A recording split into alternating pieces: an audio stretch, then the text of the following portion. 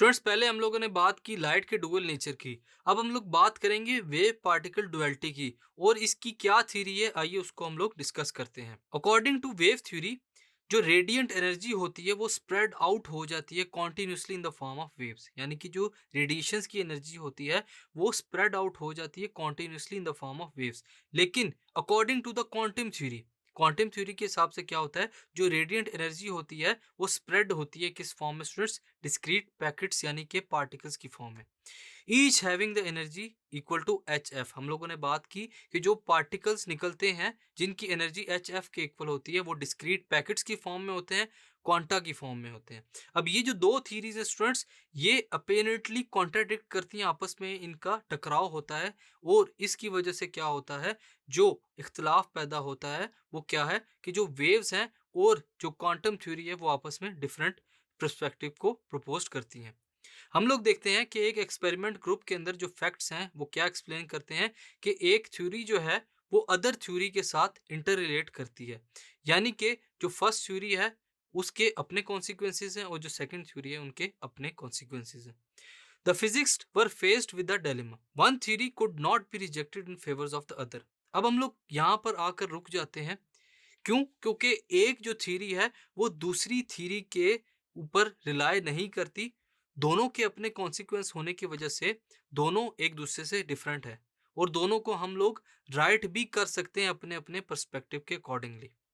लेकिन अगर हम लोग देखें, क्या ये दोनों राइट हो सकती हैं? अब हम लोग बात करते हैं डेवलपमेंट ऑफ क्वांटम मैकेनिक्स की।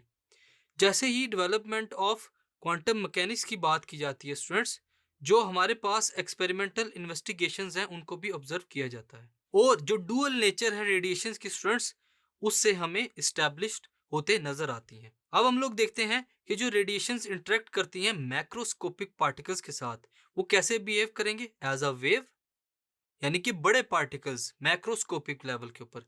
लेकिन अगर हम लोग माइक्रोस्कोपिक पार्टिकल्स की बात करते हैं स्टूडेंट, जैसा कि इलेक्ट्रॉन्स हैं, वहां पर जो हमारे पास एनर्जी है वो किस फॉर्म में बिहेव करेगी? As a particle.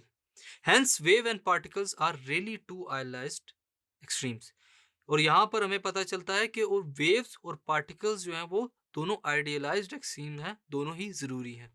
इसी तरह जो डिवीजन और जर्मन एक्सपेरिमेंट है स्टूडेंट्स, जीपी थॉमस रिवेल करते हैं कि जो वेव लाइक नेचर है स्टूडेंट्स इलेक्ट्रॉन्स की, and in the experiment of J Thomson to find the electron mass ratio we had the assume of particle like nature of the electron।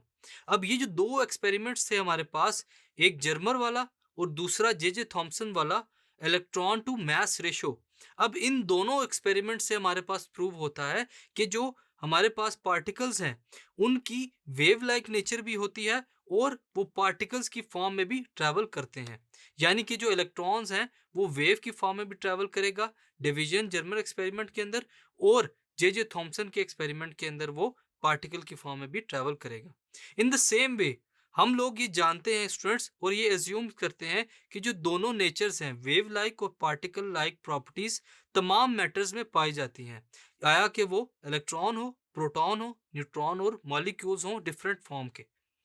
अगर हम लोग दूसरे अल्फाज में बात करें स्टूडेंट्स, तो हम लोग कहते हैं कि जो रेडिएशंस हैं मैटर की, उनकी डुअल नेचर होती है, वेव नेचर भी और पार्टिकल नेचर भी।